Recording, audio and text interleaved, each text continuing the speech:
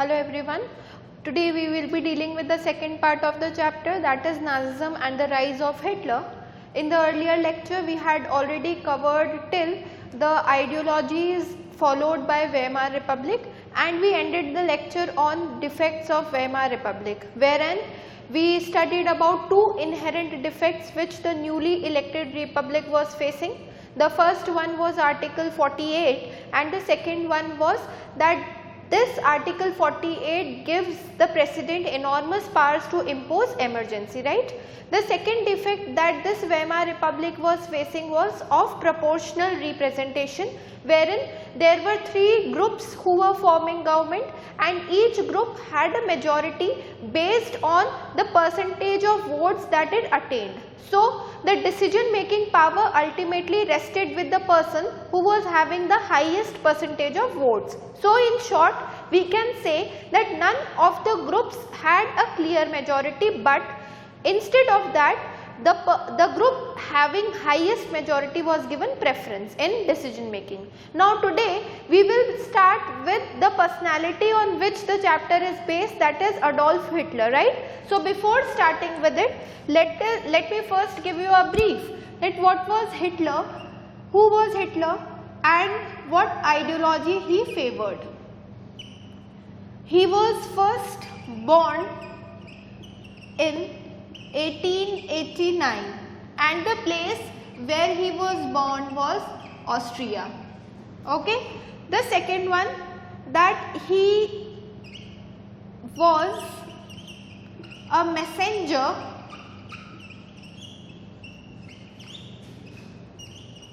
in the front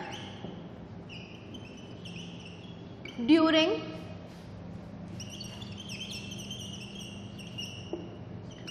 First World War. Then he later joined German Workers' Party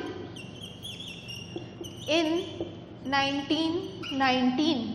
Which was later renamed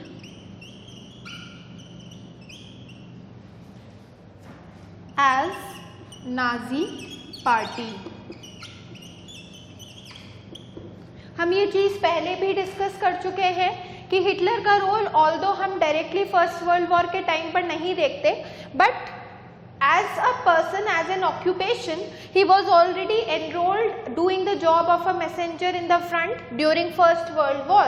But after the war ended in 1918, 1 year later, he joined German Workers' Party, which was later renamed as Nazi Party, which was his own political party.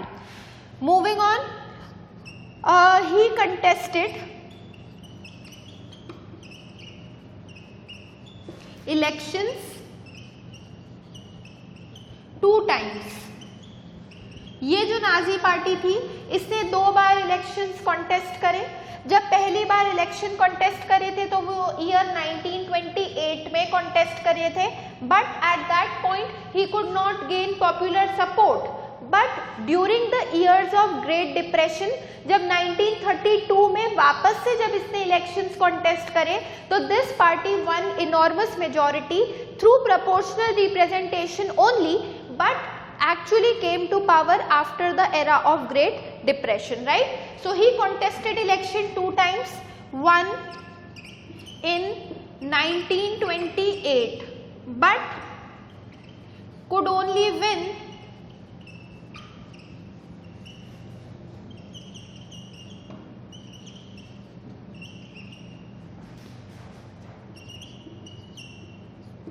सिर्फ 2.8% votes थे इसकी party के पास.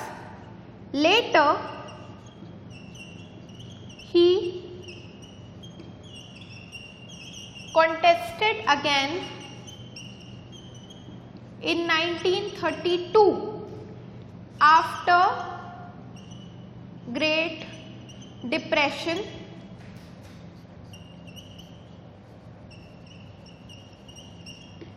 and he successfully gained 37% votes. Now as I had told you earlier, अगर हम 37% देखें तो 100 का 37% अभी भी क्लियर मेजॉरिटी नहीं है, पर यहाँ पर इस 37% की काउंटिंग किस बेसिस पर हो रही थी? प्रोपोर्शनल बेसिस पर हो रही थी। तो उस प्रोपोर्शन के अनुसार इसकी वोटिंग सबसे ज़्यादा हाईएस्ट रिकॉर्ड करी गई थी। ठीक, अब इसने ग्रेट डिप्रेशन के टाइम पर इतना मेजर चेंज कैसे देख सकते हैं हम 4 साल के अंदर कि 1928 में इलेक्शंस लड़े और 1932 में लड़े, तो इतना ड्रास्टिक इम्प्रूवमेंट कैसे था? This was because of the reason कि उसने जर्मनी को इस पूरी विड्रॉल से या फिर इस पूरी डिस्पैरिटी से निकालने के लिए एक आइडिया प्रपोज किया था, जिसकी वजह से he was becoming famous day by day. Moreover जो नाजीज का आर्ट ऑफ प्रोपेगेंडा था, वो आर्ट ऑफ प्रोपेगेंडा डील करता था किसके साथ?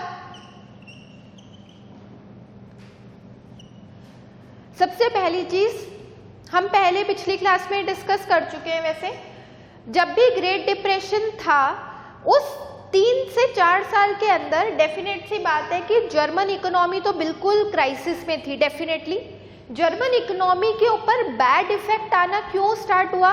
क्योंकि वो मोर और लेस यूएस के ऊपर डिपेंडेंट थी थ्रू डॉविस प्लान। जब यूएस की इकोनॉमी क्रैश होना स्टार्ट हुई, वॉल स्ट्रीट एक्सचेंज क्रैश हुआ, तो उस क्रैश होने का इम्पैक्ट जब जर्मनी पर आया तो it was in great despair. Plus जब ट्रीटी ऑफ वर्सेल्स हुई थी तो ट्रीटी ऑफ वर्सेल्स में ऑलरेडी जर्मनी बहुत कुछ लूज कर चुका था। उसकी 1/10 ऑफ पॉपुलेशन चली गई थी, वो डीमिलिटराइज हो गया था, उसके जितने रिसोर्स रिच एरियाज थे रूहर और राइनलैंड, वो सारे एरियाज कैप्चर कर लिए गए थे already. Now, when you are in such a bad condition and you are totally unemployed, most of the youth in the country is sitting null. अब इस कंडीशन से निकलने के लिए या उभरने के लिए अगर आपको कोई एक रे ऑफ होप दे, तो उस रे ऑफ होप पर you start believing, right? People के लिए हिटलर एक रे ऑफ होप की तरीके से ही आया। उसके अंदर डेफिनेटली पेट्रियोटिज्म बहुत ज्यादा था, through which he could win popular support of the people. तो उसने इसी चीज की मदद लेकर लोगों के अंदर कॉन्फिडेंस गेन करना, बिल्ड करना स्टार्ट किया, and because of which there was a massive improvement in the performance of elections. So what was his art of propaganda to convince people? सबसे पहली चीज, उसकी रैलीज होती थी जिनमें देयर वॉज नाजी सल्यूट। वहां पर आपको सल्यूट करना पड़ता था and you were suppose to say heil Hitler.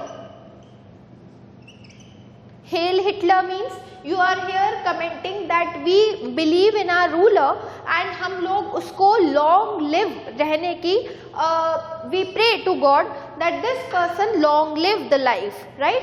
Second one, उसकी उसमें स्काउट क्लैपिंग होती थी, जिसको हम नाजी क्लैपिंग के नाम से जानते हैं। उसकी पार्टी का जो साइन था, जो सिंबल यूज करता था, वो सिंबल था स्वास्तिक। And all throughout the rallies ये जो स्वास्तिक फ्लैग्स थे ये इस्तेमाल करे जाते थे ऑन रेड बैनर्स।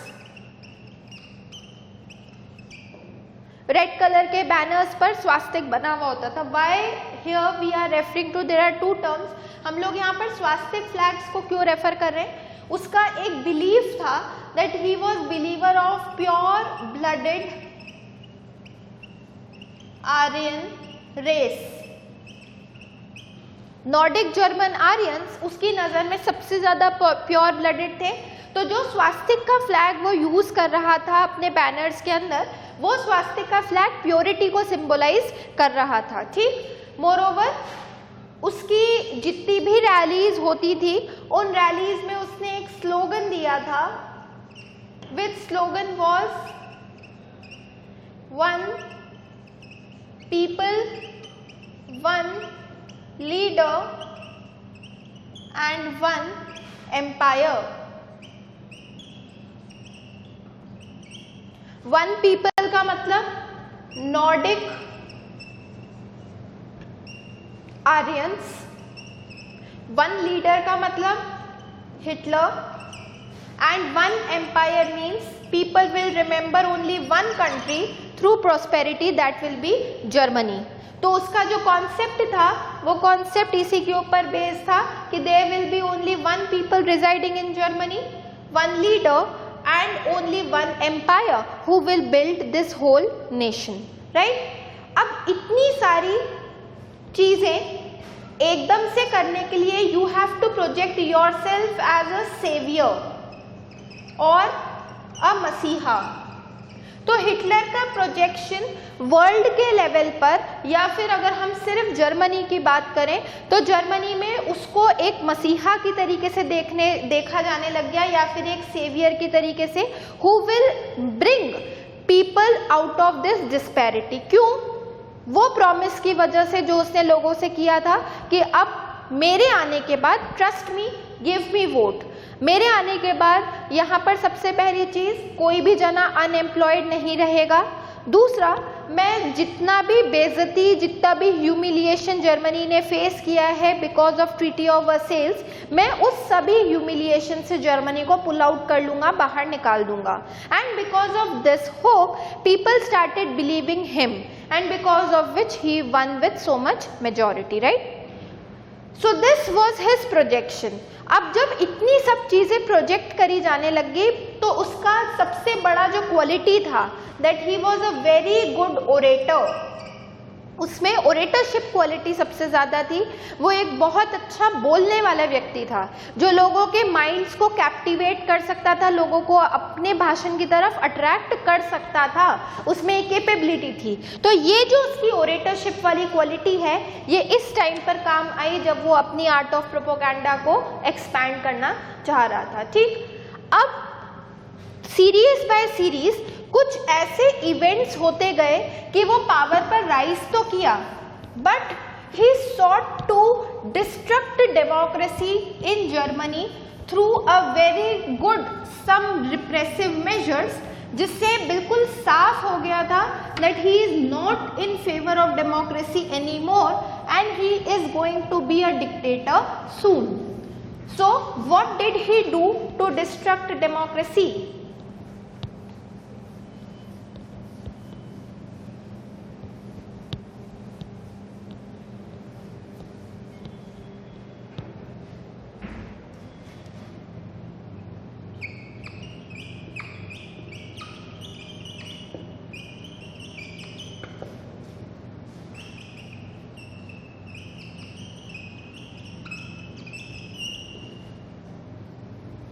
उसने डेमोक्रेसी को डिस्ट्रक्ट करना कैसे स्टार्ट किया?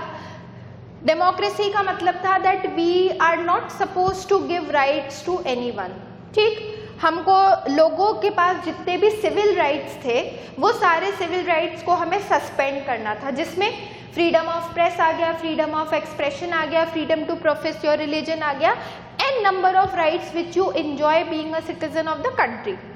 ये डिस्ट्रक्शन ऑफ डेमोक्रेसी वाली जो हेडिंग है, ये बेसिकली दो ऐसे एक्ट के साथ डील करती है जो कि हिटलर ने पास करवाए थे so that democracy is completely destroyed from Germany. अब उसको ये डिस्ट्रक्शन करने की जरूरत क्यों पड़ी? वेमार जब रिपब्लिक कॉन्स्टिट्यूशन फ्रेम करी थी और रील्स्टैग में जब उसकी एग्जिस्टेंस थी, तो वेमार रिपब्लिक ने डेफिनेटली कुछ ना कुछ राइट्स दिए थे लोगों को जो कि लिबर्टीज के फॉर्म में एग्जिस्ट करते थे, but he was not in favour of those rights और वो कंप्लीटली डिस्ट्रॉय करना चाहता था, सस्पेंड करना चाहता था। रीजन, उसके पास डिक्टेटरशिप स्टैब्लिश करने का एक बहुत स्ट्रॉन्ग ग्राउंड होना चाहिए। तो वो स्ट्रॉन्ग ग्राउंड जिसका वो बहुत टाइम से मौका देख रहा था, ये सब इवेंट्स इंसिडेंटली उसके पास खुद चल कर आए। जैसे जीतने के बाद सबसे पहला 30th ऑफ जनवरी 1933 को सबसे पहला जो चेंज हुआ वो ये था कि प्रेसिडेंट वहां के थे हिंडनबर्ग। तो वहां के प्रेसिडेंट हिंडनबर्ग ने offered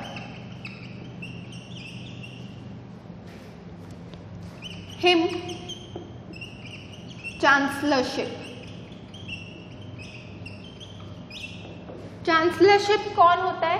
it is actually the highest position in Germany. Decision making में हाईएस्ट पोजीशन चांसलर की होती है. Consider it equivalent to prime minister in your country. That will be the position of chancellor in Germany. तो इसको आगे से खुद ऐसा मौका आया कि 30th जनवरी को इसको ऑफर करी गई कि you become the chancellor of Germany. This was the only means और only way he was waiting for such a long time. So this event or this incident gave him actual powers.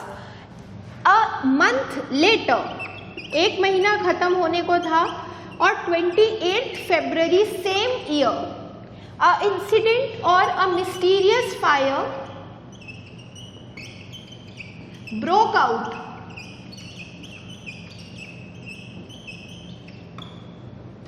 in the German Parliament. I hope you must be remembering the name of German Parliament by now. That was Reichstag. 28 फरवरी 1933 को 1933 को जो German का parliament था Reichstag, वहां पर एक mysterious fire breakout हो जाती है. There is no reason specified given why this fire broke out there. But अगर हम हिटलर की एक कैरेक्टर स्केच को स्टडी करें तो डेफिनेटली डिस्ट्रक्शन ऑफ डेमोक्रेसी में ये सबसे पहली चीज ही आएगी कि उसने हो सकता है कि ये फायर मिस्टीरियस ना रही हो, बल्कि it might be an deliberate attempt to break out fire there. क्यों? पार्लियामेंट में गवर्नमेंट है, गवर्नमेंट ने कॉन्स्टिट्यूशन बना रखी है which give rights to the people. You simply want to suspend all the civil rights, तो आप एक तरीका है कि ओपनली उसको अपोज करना स्टार्ट कर दो. दूसरा तरीका है कि हम पैसिवली उसको अपोज करें so that no one ever comes to know about it. So this mysterious fire breakout event actually connotes this only कि वो इतना ज्यादा रहस्यमय था कि no one could ever predict कि कॉन्स्टिट्यूशन जल गई, लोगों के राइट ऑटोमेटिकली सस्पेंड हो गए. 3 मार्च को उसने एक एक्ट पास करवाई, एनेबलिंग एक्ट, और इस इंसिडेंट को, ये फायर वाले इंसिडेंट को हम फायर डिक्री के नाम से भी बोलते हैं. ठीक, एनेबलिंग एक्ट पास करवाई विच स्टैब्लिश्ड डिक्टेटरशिप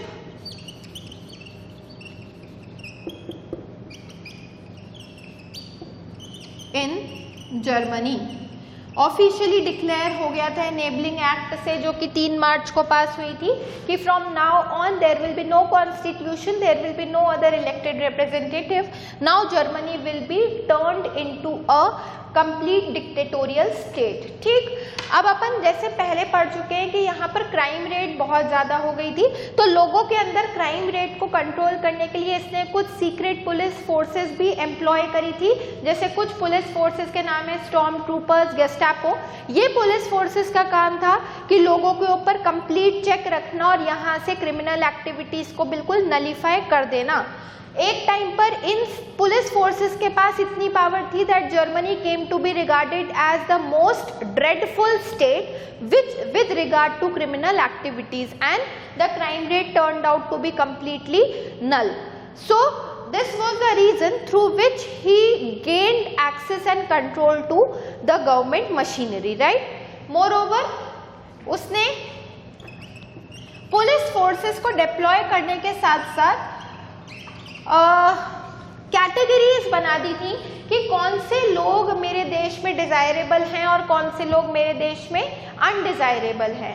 तो जितने अनडिजायरेबल्स थे उन अनडिजायरेबल्स की कैटेगरी बहुत लंबी थी. Approximately 54 categories of people were recorded as undesirable, जिसमें जिप्सीज भी आ गए, जिसमें पॉलिश भी आ गए, जिसमें ज्यूज भी आ गए, जिसमें फिजिकली हैंडीकैप्ड भी होंगे, एल्डरली पीपल भी होंगे, and there were many more.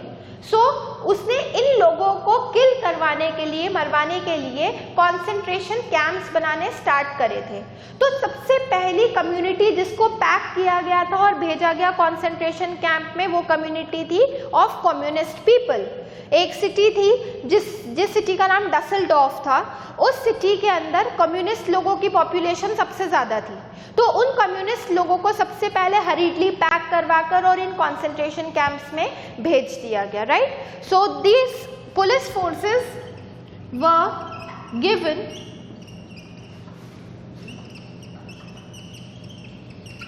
enormous powers and example हमारे पास है Gestapo, storm troopers etc, right? Then communists were the easy target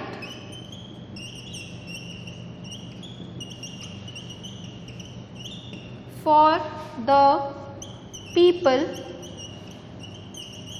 to be attacked. अब बारी आती है पावर में आने के बाद कि जो प्रॉमिसेस आपने लोगों से करे थे उस इकोनॉमी को आप रिकंस्ट्रक्ट करना स्टार्ट करो।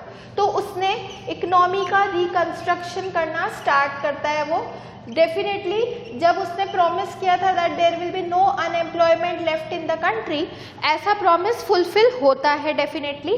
इस इकोनॉमी को स्ट्रक्चर करने के लिए, प्लान करने के लिए वो एक इकोनॉमिस्ट बुलाता है जिसका नाम था हेल्जमर सैशे। So Helgemer Sachet suggested two ways through which economic condition could be improved. The first condition which he describes is that first of all हमको investment करना होगा कि हम रोड नेटवर्क को बहुत स्ट्रांगली बिल्ड करें।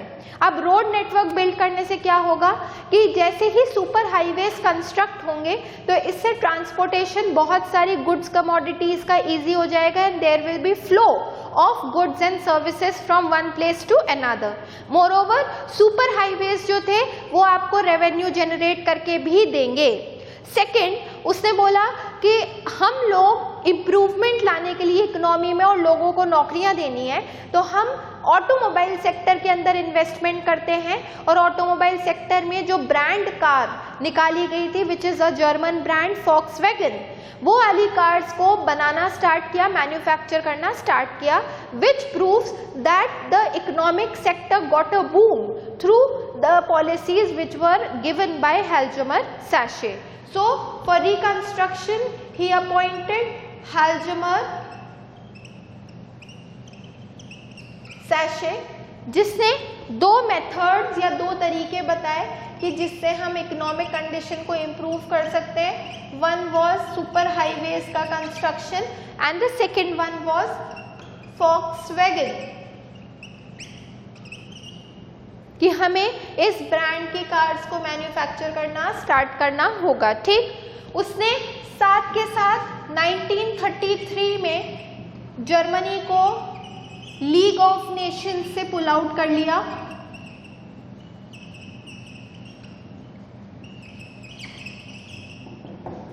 साथ में जितने उसके रिसोर्स रिच एरियाज गए थे जैसे राइनलैंड, वो सारे एरियाज को रीऑक्यूपाई करना स्टार्ट किया। मोरओवर जो टेरिटरीज थी, जो नेबरिंग टेरिटरीज थी, उन नेबरिंग टेरिटरीज को उसने कॉन्कर करना स्टार्ट कर दिया था सो that the kind of experimentation that he wanted to do was to increase the living area or living spaces for these Nordic Germanarians। तो वो एरिया कैसे इंक्रीज होगा? वो एरिया इंक्रीज होगा कि हम नेबरिंग टेरिटरीज को कॉन्कर करना स्टार्ट कर दें। सो this was the measures which were taken by him।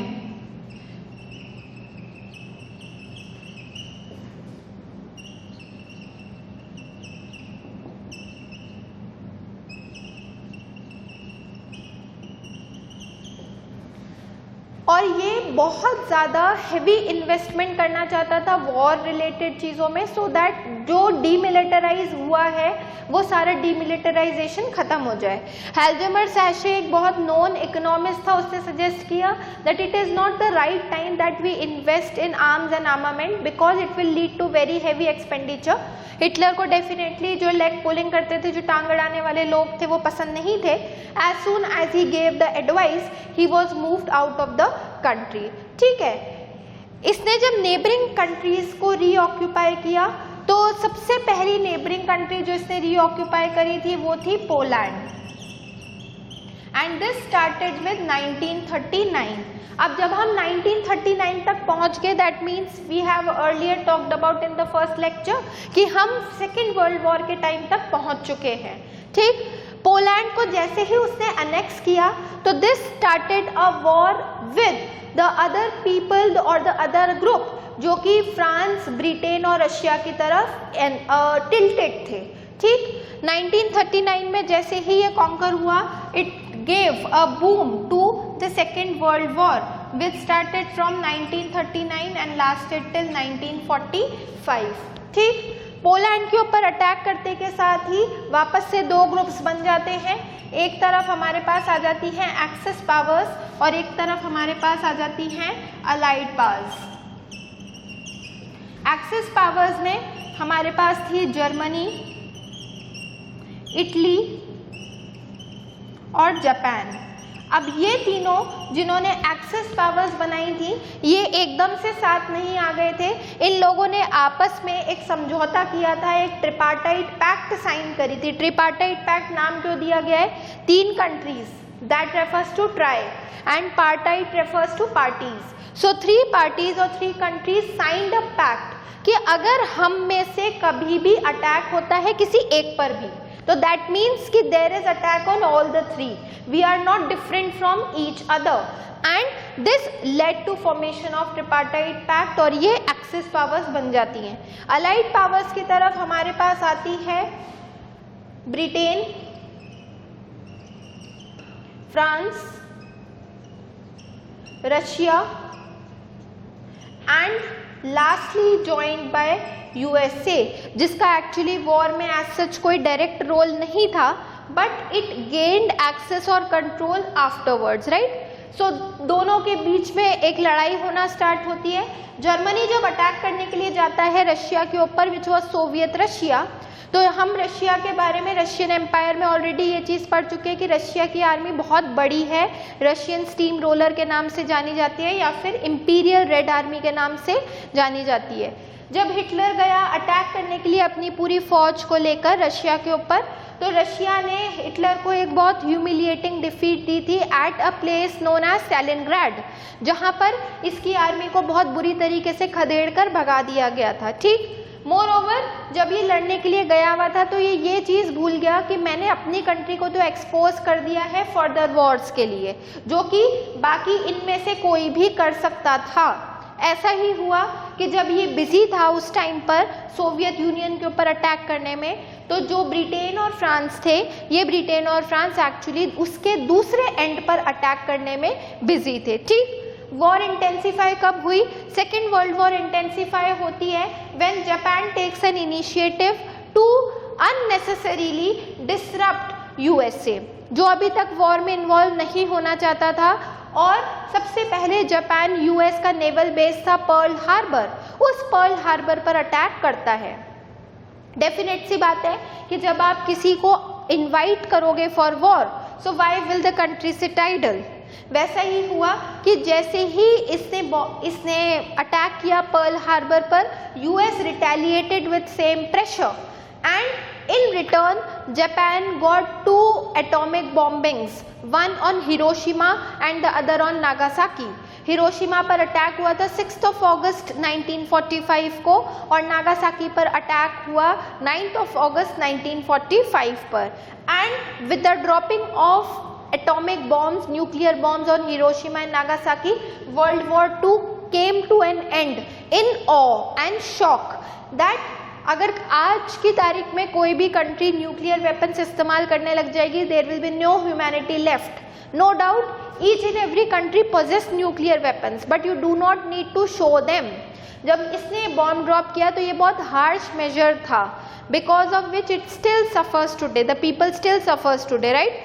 And because of this atomic bombing, एक जो न्यूक्लियर वेपन की जो वेव चल रही थी और जो वॉर की कंडीशन थी वो बिल्कुल स्टैंड स्टिल पर आ गई. And with this we see formation of United Nations organization for maintaining international peace and security amongst the nation, right. Moving on further, जो नाजीज का वर्ल्ड व्यू था, वो नाजीज का वर्ल्ड व्यू किसके ऊपर based था? नाजी के world view में हम लोग एक्चुअली में जो थ्योरी बायोलॉजिस्ट ने सजेस्ट करी है, जैसे कि हर्बर्ट स्पेंसर और चार्ल्स डार्विन, हम उनकी थ्योरी को यूटिलाइज करते हैं और उस थ्योरी के अनुसार हम पढ़ेंगे कि नाजीज का व्यू क्या रहा है.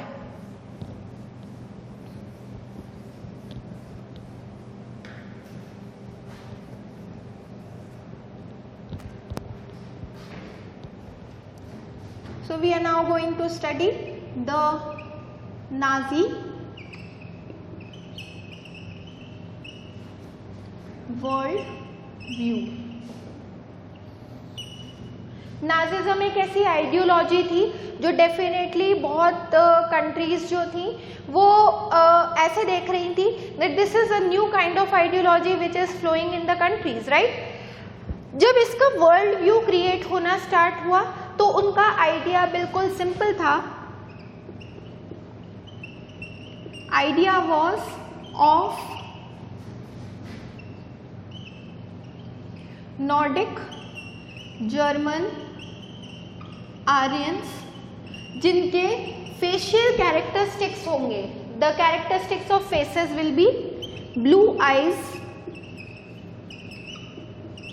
Blonde hairs. ये इनका कॉन्सेप्ट था कि भाई हमारे लिए जर्मन, नॉर्डिक जर्मन आर्यन कौन होंगे? वो लोग जिनकी ब्लू आईज हैं और जिनके हेयर्स का कलर ब्लॉन्ड हेयर्स है, राइट. ये जो कॉन्सेप्ट था, ये कॉन्सेप्ट इन्होंने दो थिंकर्स से बोरो किया था. The two thinkers were Charles Darwin and Herbert Spencer. हम ये बायो में, वैसे बायोलॉजी में पढ़ते हैं कि चार्ल्स डार्विन ने थ्योरी ऑफ एवोल्यूशन दी है कि ह्यूमन बीइंग्स एग्जिस्ट कैसे हुए. जो इसका नॉर्डिक जर्मन आर्यंस का कॉन्सेप्ट है, ये सबसे पहली रेस है जो थ्योरी ऑफ एवोल्यूशन के अनुसार इवॉल्व हुई because of the process of the changes which were going on in human body. तो इसने बोला था कि मैंने ये थ्योरी, मैं नॉर्डिक जर्मन आर्यंस को इसलिए फेवर करता हूँ क्योंकि मैंने थ्योरी चार्ल्स डार्विन की थ्योरी ऑफ इवोल्यूशन से बोरो करी है.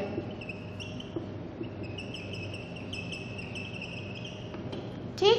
हर्बर्ट स्पेंसर ने थ्योरी दी थी कि यहाँ पर जो सबसे फिटेस्ट रेस है वो फिटेस्ट रेस ही सिर्फ और सिर्फ सरवाइव कर सकती है, otherwise there can be no other race which can survive on earth.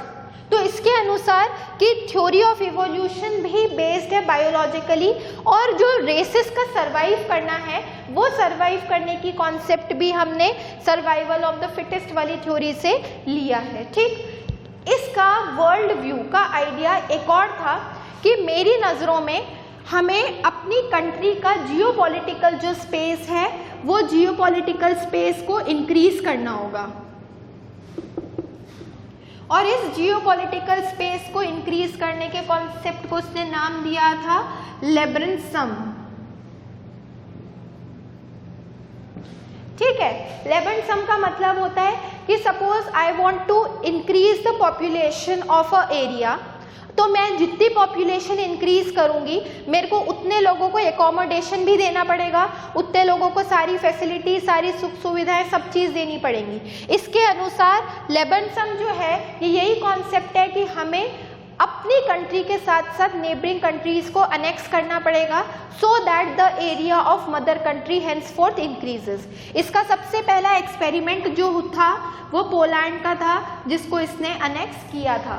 So Poland becomes the first place on which this concept was implemented, right. अब जब हम आगे बढ़ते हैं तो आगे हमारे पास आता है कि उसने रेशियल स्टेट का जो क्रिएशन था वो रेशियल स्टेट का क्रिएशन कैसे किया। उसके रेशियल स्टेट के क्रिएशन में उसने पूरी जनसंख्या को दो पार्ट्स में बांट दिया था।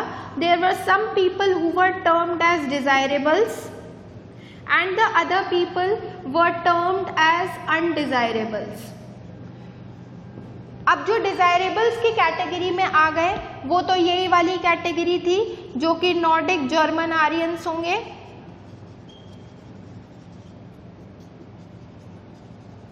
और अनडिजायरेबल की कैटेगरी में there were many people who were counted, जैसे मैंने आपको बताया कि 54 कैटेगरीज ऑफ पीपल थे जो कि अनडिजायरेबल की कैटेगरी में काउंट होते थे, ठीक है।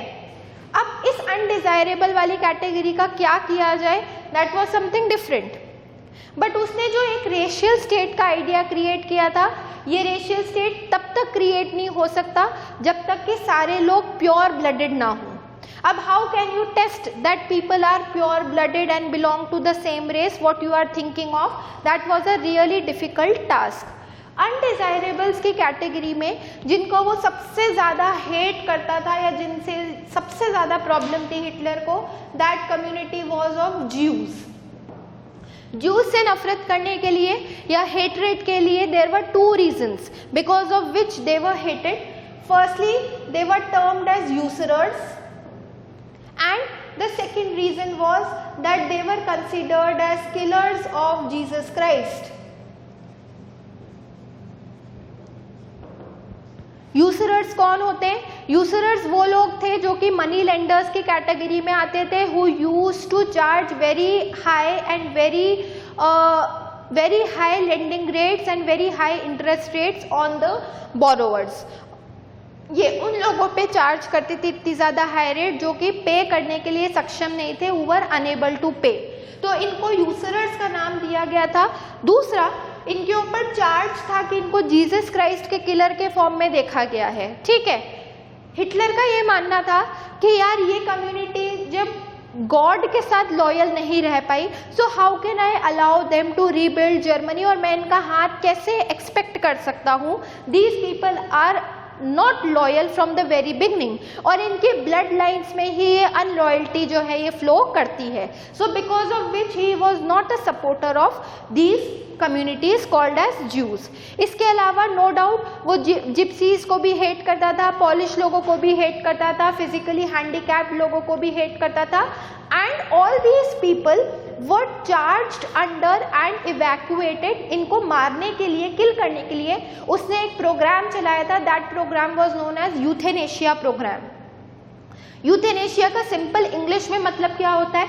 यूथेनेशिया का मतलब होता है mass killing, euthanasia means mercy killing. जब आप लोगों को मर्सी में डेथ देते हो, so that is known as euthanasia. हम जनरली ये उन लोगों को देते हैं जो क्रिपल्ड होते हैं, who are not attaining death naturally, जो नेचुरली जिन लोगों को डेथ नहीं मिल पा रही। अब जब आप अननेसेसरीली लोगों को किल कर रहे हो and you are giving the name euthanasia, is it justified? Of course it is not.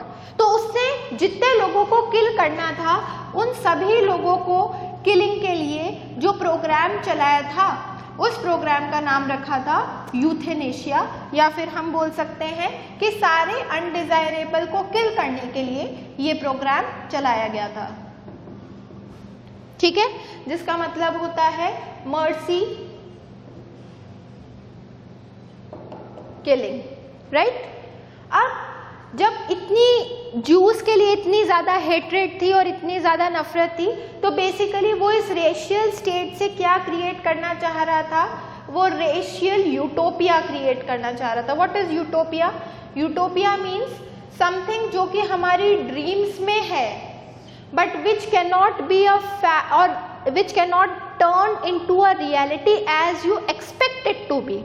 कुछ चीज़ जो हम देख रहे हैं, विजन कर रहे हैं कि ऐसा होगा, पर माइट बी पॉसिबल कि किसी ना किसी रीज़न से या किसी ना किसी वजह से ये जो यूटोपिया है ये इमेजिनेशन तक ही रह जाए, it could not turn into a reality, तो उस चीज़ को हम यूटोपिया बोलते हैं। ठीक, अब जो वो ये रेस आइडेंटिफाई करने की कोशिश कर रहा है कि मेरी कंट्री में सिर्फ जर्मन रेस रहेगी, सिर्फ नॉर्डिक आर्यंस रहेंगे, ये एक यूटोपिया था।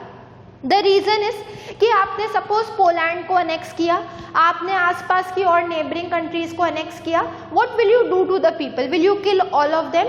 नो।